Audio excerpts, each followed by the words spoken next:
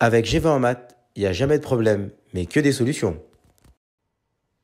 Toujours sur la thématique de la loi normale et quand est-ce que nous allons utiliser la loi normale centrée réduite, là nous allons vous proposer une deuxième vidéo pour vous donner les différents cas qui existent sur cette thématique. Donc on rappelle que pour utiliser la loi normale centrée réduite, elle intervient quand il vous manque le paramètre soit mu ou sigma ou les deux. Donc là, il y a une première vidéo qui a traité le cas où on trouvait mu et ensuite on a trouvé sigma. Maintenant, on va trouver ici un exemple où on va toujours chercher la valeur de sigma, mais l'énoncé va être proposé de manière différente. Donc on a toujours une espérance qui vaut 4 ici, l'écart type on ne le connaît pas, mais cette fois-ci on connaît une probabilité comprise entre 2 et 6 et c'est égal à 0,49. Donc en fait ici, toujours le même schéma, comme on cherche une loi normale sur laquelle il nous manque l'écart type, on va faire intervenir un changement de variable et revenir à la loi normale centrée réduite. Donc on va poser ici grand Z égale à x moins mu sur sigma. Donc on connaît mu, on le remplace par x moins 4 sur sigma. Et cette nouvelle variable grand Z, ce sera la loi normale centrée réduite avec mu qui vaudra 0 et sigma qui vaudra 1. Donc on reprend notre expression, on sait que P de x est compris entre 2 et 6, c'est égal à 0,49. Donc ça c'est une donnée de l'exercice.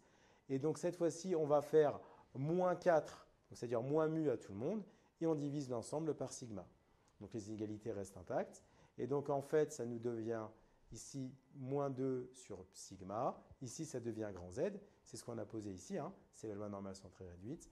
Et 6 moins 4 sur 2, donc 2 sur sigma, toujours égal à 0,49. Et ensuite, sur un slide, pour que ce soit plus lisible, donc je reprends l'information qu'on avait, c'est-à-dire on avait P de Z qui était compris entre moins 2 sur sigma et 2 sur sigma égale à 0,9. Et là, donc effectivement, avec les calculatrices aujourd'hui, quand elles sont un jour, vous avez la possibilité de faire apparaître dans la recherche des probabilités, soit vous vous souvenez left, right ou centre. Et donc là, vous avez la possibilité d'utiliser la notion de centre ici dans la calculatrice. Alors, moi, pour la rédaction au niveau baccalauréat, j'ai plutôt tendance à appliquer les notions du cours. C'est-à-dire qu'en fait, ici, on sait que P de Z compris entre moins A et A, c'est 2 fois P de Z plus petit que A moins 1. Donc, je vais l'appliquer ici à l'exercice. Ça fait 2P de Z plus petit que 2 sur sigma moins 1 égale à 0,49. Donc, l'objectif, ça va être d'isoler P de Z plus petit que 2 sur sigma. Donc, je vais passer le moins 1 en plus 1.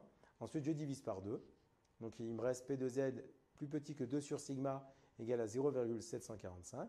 Et donc là, cette fois-ci, à la calculatrice, on va chercher la valeur avec la loi normale centrée réduite qui va nous donner 0,745.